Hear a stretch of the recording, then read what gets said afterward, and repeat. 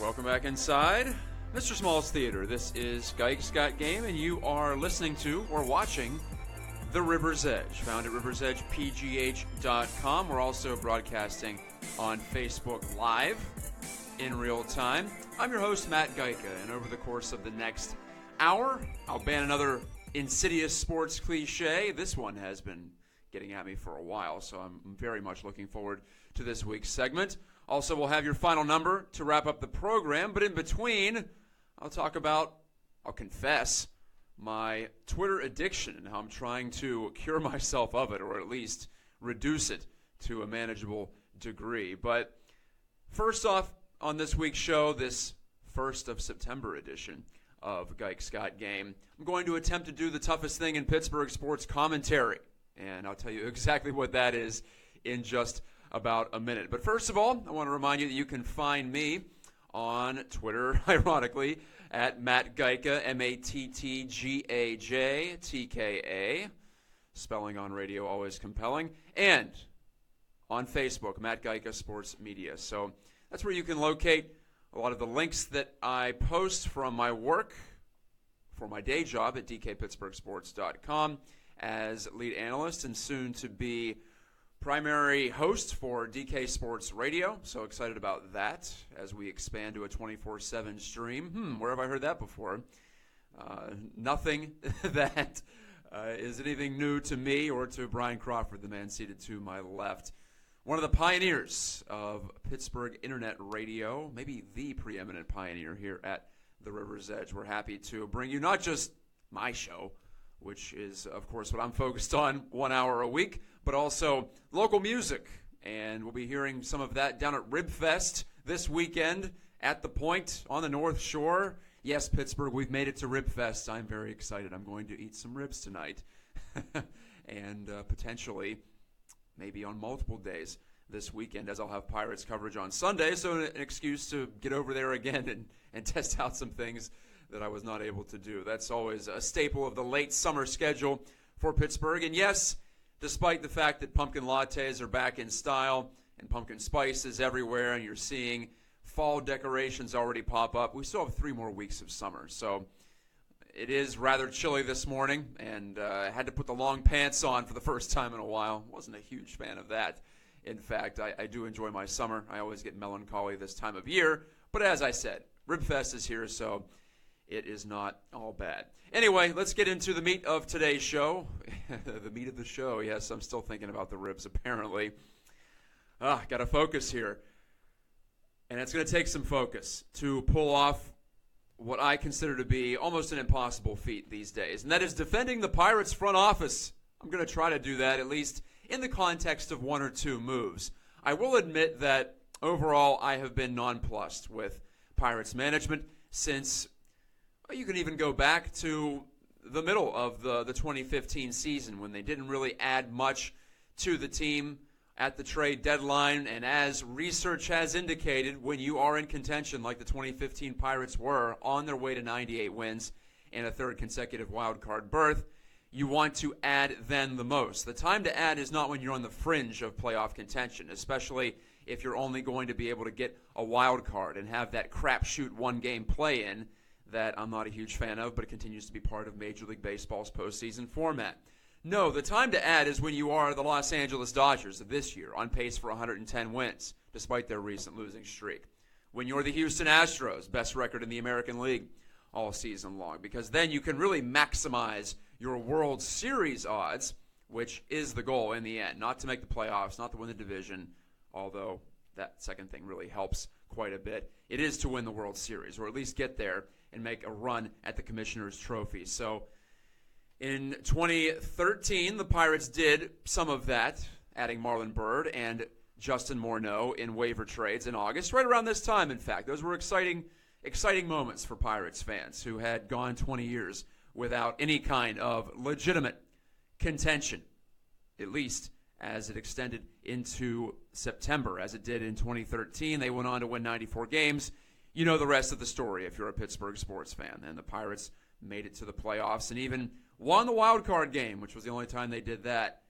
Went on to face their division rival, the Cardinals, in the NLDS.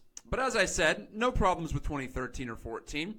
But 2015 was the start, I think, of a more conservative bent for Neil Huntington and the front office. And it's funny how sins of commission as opposed to sins of omission get more of the publicity. Something that a front office does, say the Neil Walker trade, which turned out to be quite undesirable with the acquisition of John Neese, who didn't even last the entire 2016 season, or what I'm going to talk about more today, the waiving of Juan Nicasio, one of the finest setup bullpen pitchers in the National League, if not all of Major League Baseball this season. That just happened. He got claimed by the Phillies, so he will pitch on in Philadelphia while the Pirates look for young arms to take his spot and to pitch a lot more in September, as they are now 10 games out of the NL Central and 9.5 games on last check out of a wild card berth. So the season's over for the Pirates, competitively speaking. Getting swept at Wrigley Field took care of that this past week, and it's time to move on. But the Juan Nicasio wave, the Neil Walker trade, those are things that get people fired up. But in reality, they should also be more concerned about what happened prior to the 2016 season, when no one of any consequence, no offense to Ryan Vogelsong, was signed to help supplement that starting rotation, which had lost A.J. Burnett and Jay Happ from the previous year.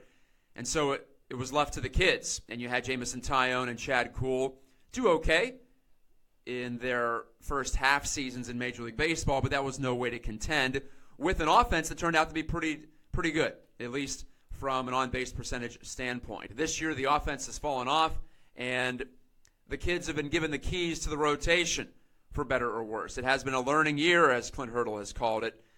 This was truly the year where you didn't want to do anything or sign anybody, but last year the Pirates did not do that. So I say all these things to lay the foundation that, again, I am not completely satisfied. I am not at all satisfied with the Pirates' decision-making on the whole over the past 3 years. But to see people get so fired up over the release or the wave of Juan Nicasio, whatever you want to term it, and his subsequent pickup by the Phillies, that has caught me a little off guard. And I admit, I thought it was crazy. I was covering this series, filling in on the road for DKPittsburghSports.com as we share the Pirates beat late this summer at our site.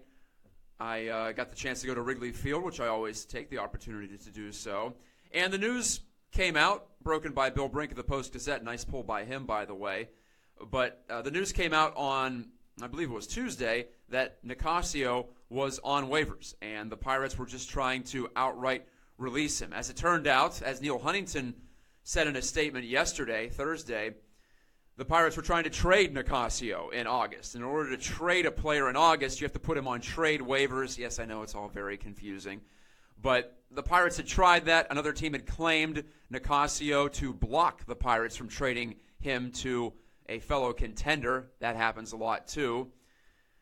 So the Pirates decided it was best for the team, which, as I said, is moving on to younger pitchers for September to see what they could do in 2018 and beyond. And also best for Nicasio, who wants to keep pitching and building his value as he will be a free agent, to let him go, to give him a new destination. It seems like he'll be able to pitch in Philadelphia. He was not traded elsewhere yesterday to a contender. That was my thought, that he would be released, picked up by Philadelphia, traded to a contender, because you have to be on a team's roster on September 1st in order to be eligible for the playoffs. So those are all the machinations, the minutia that goes into this thing. And I buy all that. I understand the basic motivation there. Number one, to move on, and number two, to give Juan a chance to continue to pitch and continue what's been a really good season for him in a lot of ways. He had some homer trouble in the middle of the year, but overall, it's been a strong campaign for Juan Nicasio. Going into free agency, his one real chance to collect, it appears, and it looks like he'll be able to at least get a decent contract from someone, but it appears it will not be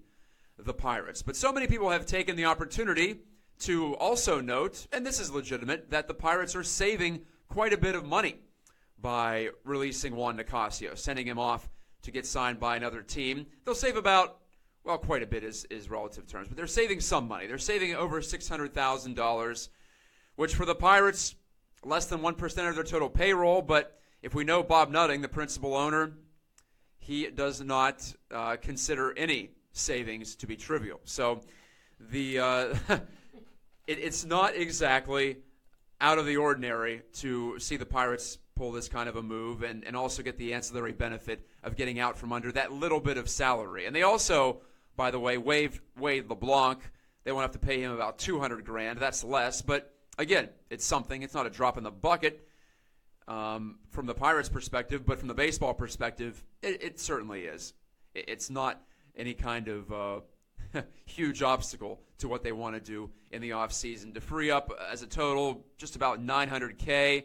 I don't know how much that's going to help them in the offseason. It's a little bit, I don't think it is a difference maker, but hey, from the way this franchise has conducted its business, from the way that we know Bob Nutting pinches his pennies, I understand the anger there. But overall, this move doesn't really get me that fired up.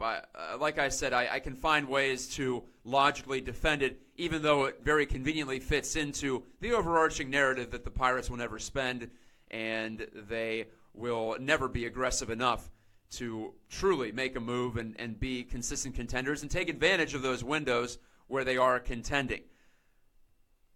They fell short, in my eyes, in 15 and 16, but I don't have a huge issue with what they've done here in 17, even though I did campaign, or maybe campaign's a strong word, but I advocated for the addition of some sort of talent when Gregory Polanco went out with another hamstring injury. The Pirates were still in it. You'll remember when he pulled his hamstring in Colorado. They were on a nice run.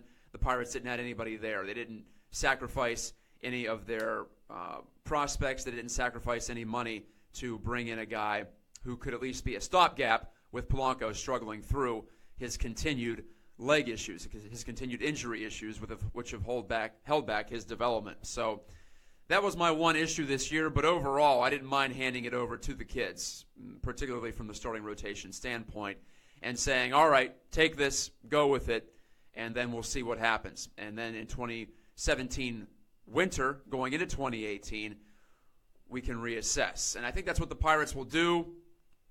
From a PR standpoint, though, it doesn't get any easier. And I took hits yesterday for being a Pirates apologist.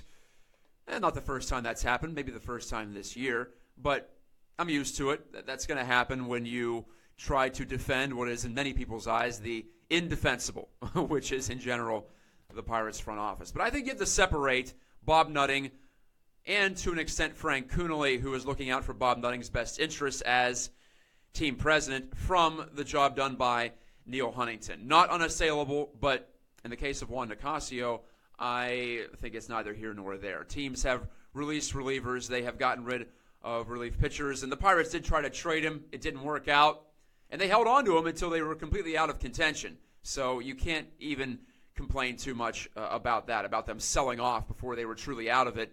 In some ways, I would complain that they didn't sell off early enough.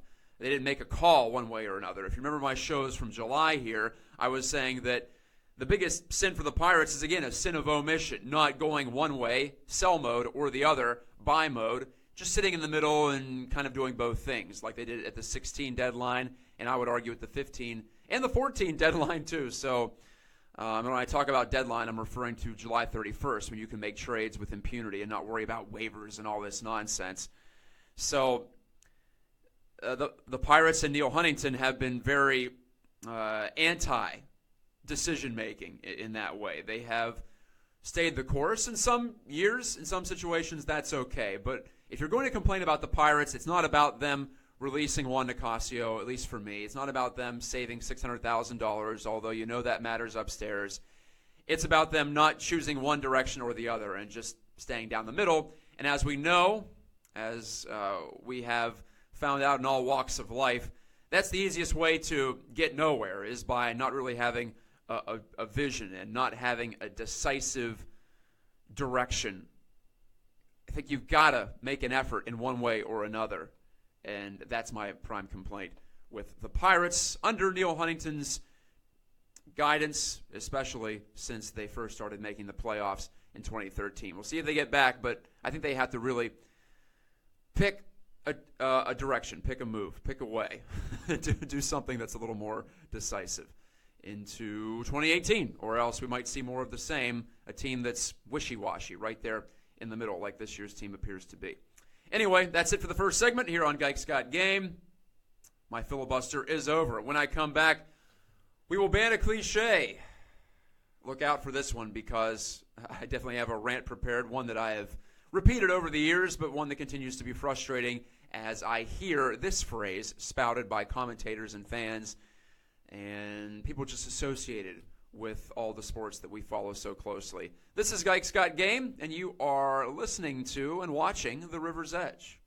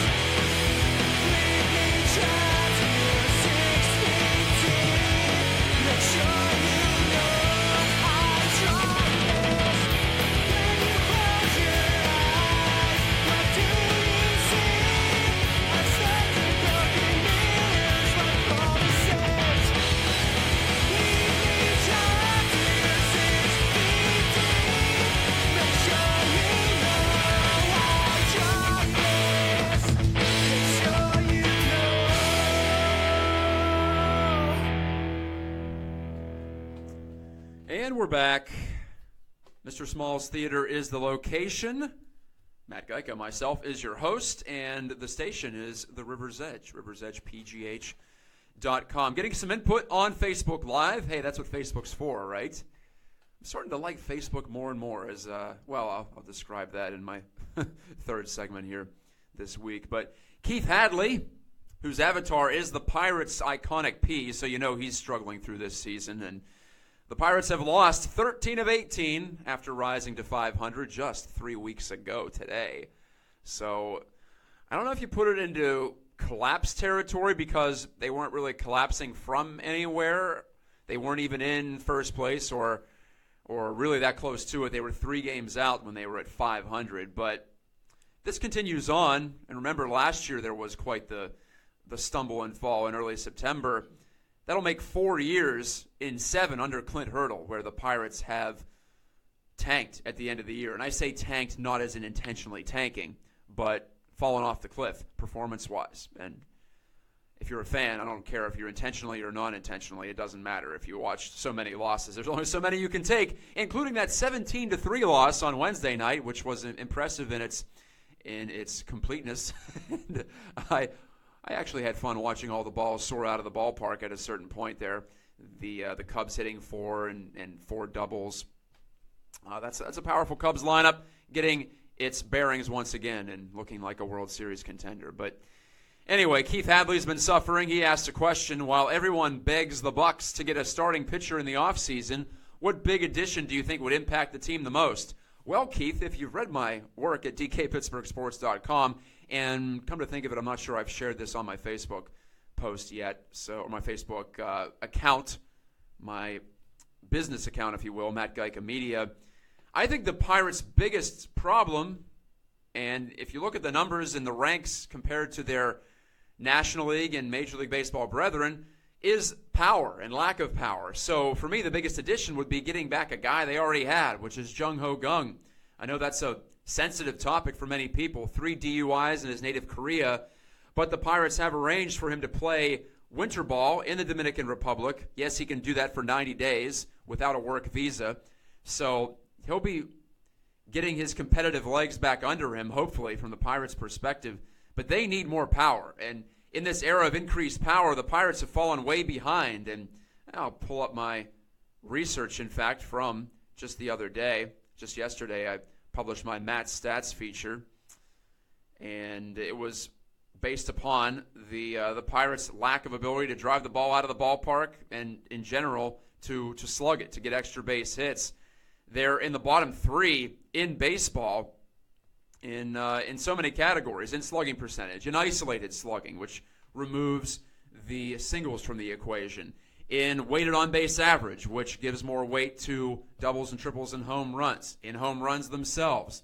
You look across the board, only the San Francisco Giants are below them in the National League, and if you want to compare just to the NL, which I think is more fair, considering that there is no DH in the NL, then they're only better than the Giants in all those power categories. And part of that is not having Jung-Ho. A big part of that is not having Jung-Ho all season long. We'll see if the Pirates can work out a work visa and get him back because they need him. They need him badly. You can't just count on Josh Bell, who has had a nice power year.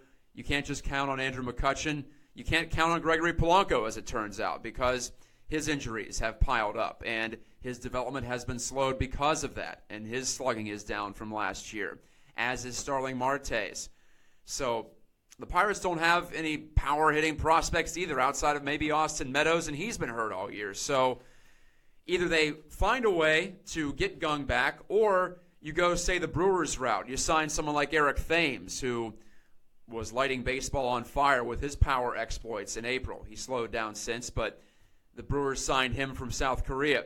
Or Travis Shaw, pluck him away from the Red Sox, and he's been a nice power supplement for Milwaukee. So there are options. Remember 2 years ago, Matt Joyce was available for a cool $1 million because he was arguably the worst hitter in baseball the previous season, but the Pirates saw something in that swing, and Matt Joyce provided so much pop off the bench, and then later in the year as a starter, probably overextended there, but there is power available. They just have to find it. They have to take a shot and figure it out. Maybe it's in their own organization. Like I said, not much in the terms of prospects, but Jose Osuna looks like a promising at least bench bat in that regard.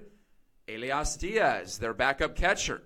I'm imagining Chris Stewart will be sent off with his walking papers this offseason. So if Diaz gets more opportunity, if Cervelli remains an injury liability, at least Diaz has shown some ability to drive the ball into gaps and occasionally over the fence. So no easy answers, but I think power is the number one thing the Pirates have to look for. I think starting pitching, they're okay. Yeah, they could always use another one, but those are expensive to find, even the undervalued pitchers. You might have to go after a guy like the Dodgers have, who has had injury problems in the past, and hope you can keep him healthy. And if there is one thing about the Pirates this year, they have kept their starters healthy. Part of that might be youth, because they have rookies in Chad Kuhl, or probably Chad Kuhl isn't technically a rookie, but his first full year, Chad Kuhl, rookie in Trevor Williams, first full year in Jamison Tyone. Garrett Cole, who had the injury issues last year, but he's still a relatively young man. Ivan Nova is reaching a career high in innings, but he's stayed healthy and on the field all year long, so that hasn't been a problem. And still, the Pirates are where they are, several games under 500. No easy fixes at any rate. So there you have it, Keith. That is my answer. All right, moving on to ban the cliche, and then we'll take a break. You hear this a lot in the sport of baseball, and like I said, I was covering baseball this week, so I was thinking about it again. And it comes up more and more as we know more about how fallible umpires are when it comes to calling balls and strikes. The cliche is the human element, and how some people want to keep the human element, in quotes, in the game of baseball by keeping the umpires calling balls and strikes. I don't think that's palatable anymore, and I resent the use of the human element in that case. Yes, human fallibility, human error, will always be part of human endeavor, and that's what makes it interesting, right? But as we've seen in hockey and basketball and football, all of our major sports, it's even come to soccer now too, using instant replay to supplement human umpiring has made the sports better in my mind. Now, we could debate whether it slows it down too much or it makes things anticlimactic, but if you're talking about fairness, which I think is the goal, and it should be the goal, and if you're talking about progress, which I think always should be the goal in these cases, then I don't think there's any argument. You want to have help for the human officiating. And the human element, for me, is about the players, not about umpiring or officiating. And I think it gets misused, the human element, that cliche. It gets misused and put into the box of we have to keep human element in the game from an umpiring standpoint. Well, you know what? You don't even have to get rid of the home plate umpire. I would suggest you keep the home plate umpire so no jobs are lost. You still have that aspect of it, and you still have the variability that some people like, or at least the feel that a robot or an automated system can't have. You can keep that with the human umpiring. All I want is the balls and strikes to be called by an automated system. And when that system goes down, you'll still have to have the umpire call it, so there'll be a backup system in that way. But you also have to call out and safe at home plate. I'm not ready for that to be completely automated. And you still need someone there to adjudicate the game and be the master of ceremonies, if you will. So I'm not even suggesting costing anybody a job. I just want to see, with the technology we have, used to be called PitchFX, now it's StatCast that runs the whole thing, but we have such greater certainty here, and even the best umpires only get balls and strikes right about 90% of the time. 90% used to be good enough, now it's not, though. It's time to move on, take that next step in progress, and not be afraid to at least reduce the human element, so-called, in that way. So the cliche I ban is human element. As long as we keep it in the player realm, I'm okay with it. But to use it as some sort of defense against making officiating better and making things fair, then I have a big problem with it. We'll be back after this break on the River's Edge. When I come back, I confess to you my embarrassing Twitter addiction. It's been tough. I've been fighting it, and I don't use addiction lightly in this case. It's not a physical addiction, but psychologically, it's got a hold of me, and I'm opening the floor to suggestions, too. I got to get a hold of this anyway. It's affecting my life in a bad way, and I'll get more into that on the backside of this break.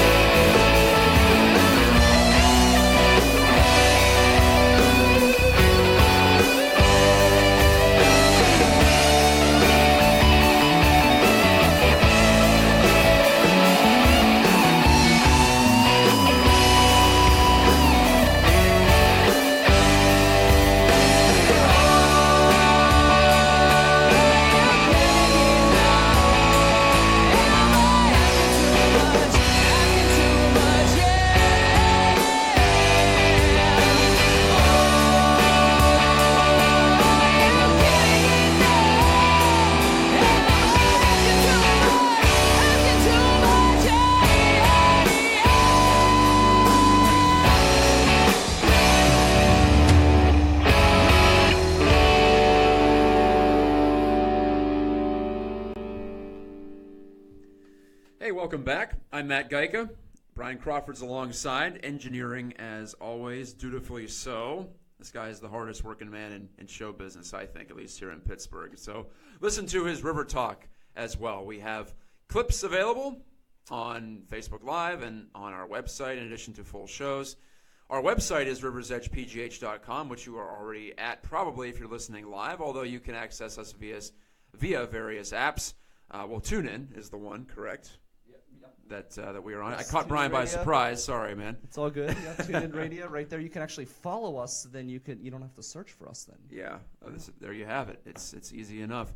Brian, you scared me. I poured myself a cup of coffee, and then you said, "Oh, by the way, this is from the water before we had the boil order." Yeah. You're on the north you're side. You're safe with this water. As we know of, it could be laced with lead. You never know in this city. So. I was out of town during that whole thing, and then I saw. Well, I live just not far from here, like I've talked about on this program. I live up the hill in Westview. Yes. We were just outside of that, but it still made me nervous. I know that there are different pipes and everything, and it was not logical for me to be nervous in that way. But definitely called home to make sure that my wife wasn't drinking the water that night, as I found out it was okay in our area, but pretty widespread. Yeah, they've rescinded the ban for everywhere in the north except for Millville. We're still under the ban. Wow. So, yeah. All right, well, we're trying to work it out here. In Pittsburgh's finest neighborhood. Not very confident, Matt. Not very confident. Yeah, we were just having a discussion off air about whether the general lead issue in water in Pittsburgh will ever be alleviated, or at least in the near future. Well, the one question I have is, when are people going to be investigated? When are we going to investigate the PWSA? So might be the job of the media, the stinking media. Got to get after it. Don't look at me. I just cover sports. Maybe I should get into that. No, I make a side. There gig. we go. Yeah, right. Exactly. Like I need something else on my plate. Anyway, it would be nice. Well, speaking of my busy life, one thing that doesn't make it any easier is my ongoing Twitter addiction. I suppose there's one thing in which the president and myself have something in common, one area. we both can't get off Twitter, and I have it open in front of me right now. If you can look, this is TweetDeck. Hold on. TweetDeck, which, sorry, go ahead. Do you tweet at like 3 in the morning? I don't, okay. Not typically. Although last night I woke up to scroll through to make sure Rafa Nadal won at the U.S. Open. So that, I think, is a totally legitimate use of Twitter to catch up on the news. That's what I use it for as a news feed, really. And maybe that's flawed because I'm still self-selecting and I'm not seeing things outside of my purview. As Donald Rumsfeld once said, we don't know the things we don't know. And so I think there's still some value to going outside of your comfort zones or having someone else curate news for you.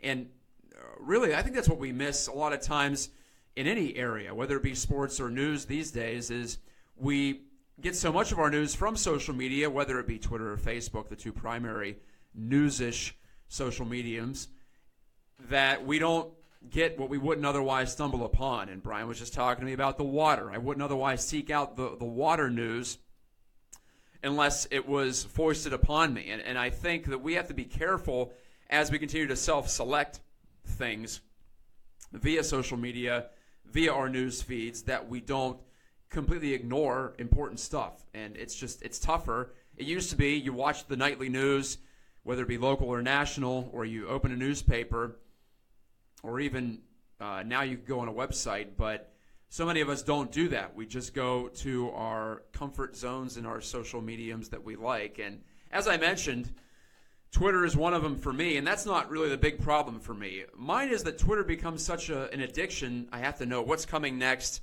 It's a constant flow of information. It plays into my reptilian brain, as we used to call it in journalism school. And bear with me here. That means the part of your brain that just says, ooh, there's something new, there's something new, there's something new. You're like a squirrel or a dog looking for squirrels. I forget which Pixar movie that was from, but it might have been Shrek or something like that, where the dog just flits back and forth from squirrel to squirrel in the trees, and it can't pay attention to one thing for longer than 10 seconds.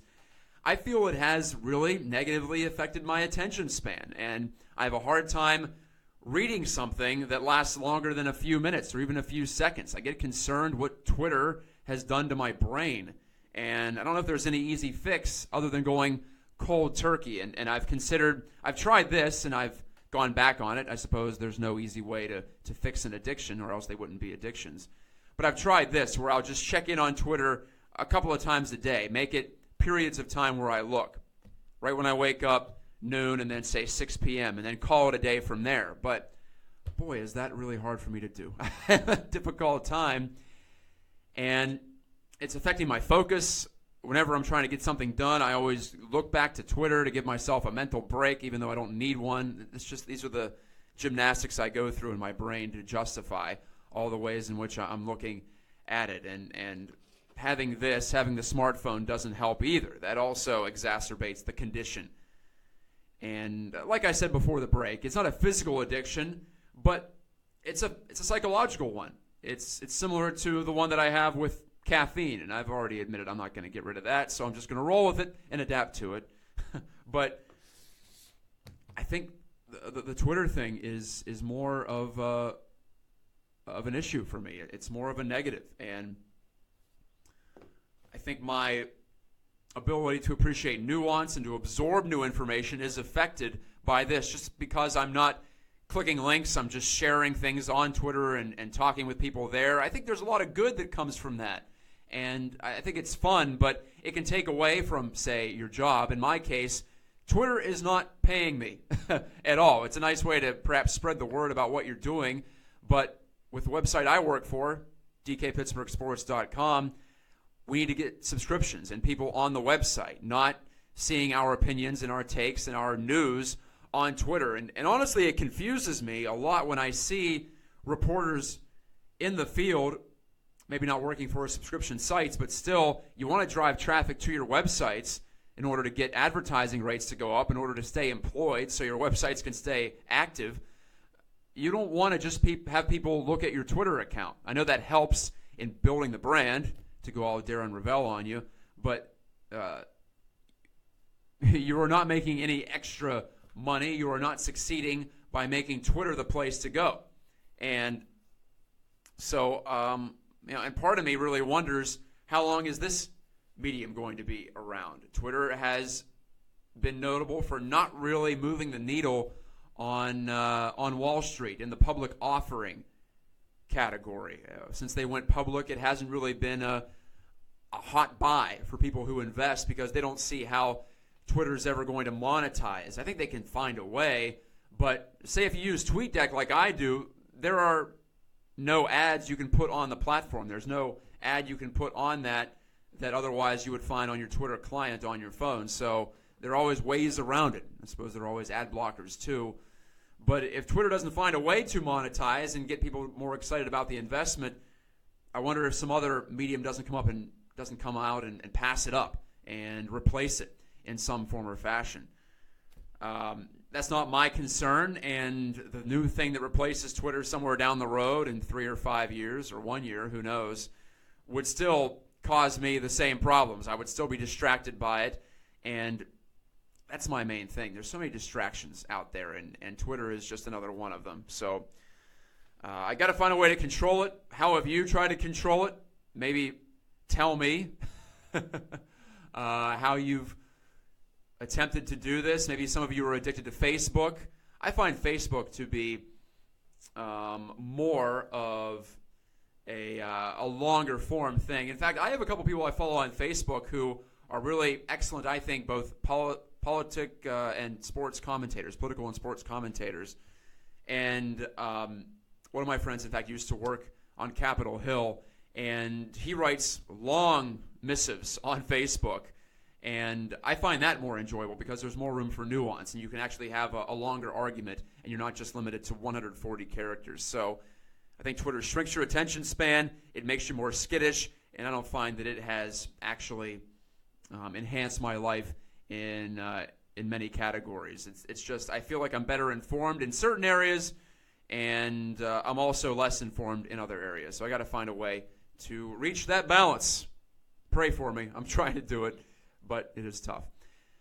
Let's take one final break here on Gajtka Game. When I come back, the final number related to the Steelers. And yes, it was cut down day yesterday after their final preseason game at Carolina, but it was more about who was added this week that raised my eyebrow and gave me something to talk about here in this final segment. So the Steelers remain an interesting topic even before they played a real game in 2017. That's coming up next to conclude the show on Gajtka's Got Game.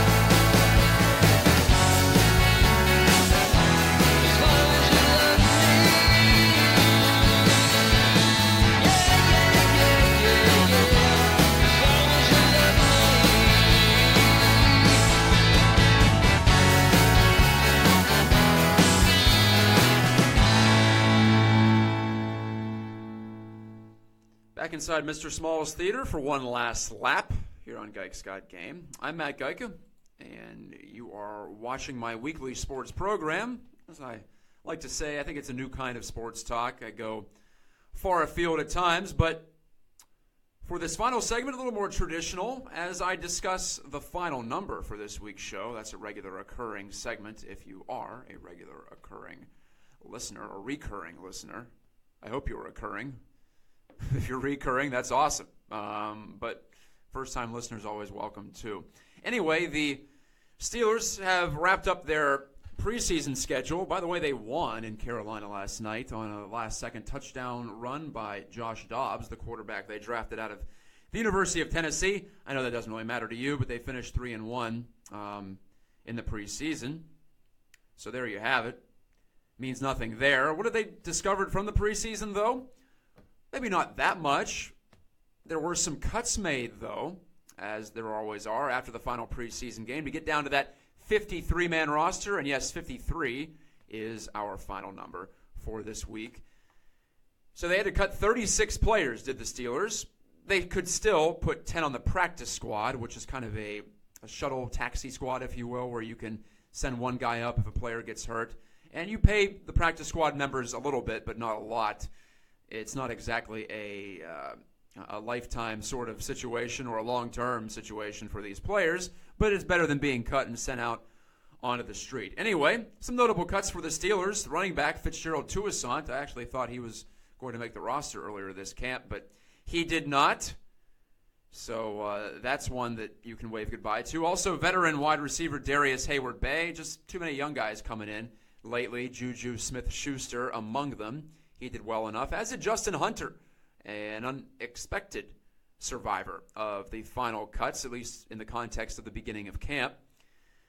Senquez Golson, a draft pick of a couple of years ago, was supposed to help out the defensive back core. He's out. He's been cut because most notably injuries. And the man known as Mount McCullers, Daniel McCullers, was cut from the defensive line. You can find all of that, of course, at any news source. I think our man Mark Cabali at DK Pittsburgh Sports does a nice job with all that, does a great job with all that in explaining these types of decisions. He has his analysis up on our website right now. But you know what? It wasn't about who was let go this week for me. It was about who was added. And you don't often see trades in the NFL, especially once the season gets started. In the preseason, a little more common. And the Steelers took advantage of that window to add players to two areas where I would say they were the weakest coming into camp, and that's tight end. No offense to Jesse James of Glassport, Pennsylvania, but not quite a complete player. And also cornerback. I mentioned Senquez Golson, didn't work out for them, but the Steelers, to fill those holes at tight end and cornerback, traded for, from San Francisco, Vance McDonald, for the former tight end. And for the latter, cornerback, they picked up Joe Hayden, still in his late 20s, and formerly an all-pro performer from the Cleveland Browns. So the factory of sadness churns out someone who could really help the Steelers' assembly line this season. And Joe Hayden signed to a 3-year contract after the trade, not really a trade, but brought in after the Browns let him go. I should say that. Hayden was a free agent, so pardon me there. The trade was McDonald from the 49ers. Hayden was a free agent pickup, but feels like a trade in this case because, well, the Steelers seemed like they were the number one option on Hayden's list. And once he was released from the Browns, who were trying to go really young and rebuild, they didn't feel like Hayden fit into what they were trying to do for one reason or another, then the Steelers had the edge, probably because they were remain one of the top Super Bowl contenders in the league. So they bring in Hayden, they bring in McDonald, and yes, it made cuts a little bit tougher, but also it reinforced the idea that this year's Steelers are going for it, and they should be going for it. Like I said in relation to the Pirates when they were challenging for the playoffs, the time to really add is when you are on top or close to the top. If you can make yourself the favorite, I think you have to do it. I'm not sure if these moves have done that. I still think I'd take the Patriots in a head-to-head matchup or over the course of a regular season. But these ads do help quite a bit. And we'll see about the defense. We'll see about linebacking. Vince Williams is still taking on quite the responsibility as inside linebacker, one of them in the Steelers' 3-4 scheme, taking over for the very reliable over the years, Lawrence Timmons. And that was the one spot where maybe I thought the Steelers could still pick up somebody, and they still might before they open the regular season against the Browns in a couple of weekends, in 9 days' time, if you're watching or listening on a Friday. But with Hayden and with McDonald, no real weak spots for this team. And there are so many position groups and so many areas, and of course injuries can happen. But like I said last week, I don't see any reason why the Steelers won't be right there at the end of the year. And I feel even more strongly about that right now after what they did over the course of the last week. And who says you have to have your entire team ready to go for the start of camp? Yes, it'll take a little while for McDonald and Hayden, I think especially, to adjust to what the Steelers are doing compared to their previous teams. And for Hayden, hopefully he won't have to do as much as he was doing for the Browns. But you know what? Maybe he will, because like I said, at corner, there was a weakness. There was a dearth of talent. And on the other side of the field, you have the rookie or the second-year player, Artie Burns, who played a good bit in his rookie year, but is still learning. So maybe Hayden can help him in that area, even though he is new to the Steelers system. Thanks for watching and listening to Gajtka Game. It's been my pleasure to be with you, of course, every week here from the Mr. Smalls Theater. Thanks to Brian Crawford for engineering the show. And once again, I'm reminding you that when the radio fades, you know life's moving fast. Keep it right here on riversedgepgh.com for great talk and, of course, local music. That runs 24/7 on our stream. riversedgepgh.com, one more time, is your place to go. Until next time, God bless and have a great week. I'll talk to you in 7 days' time.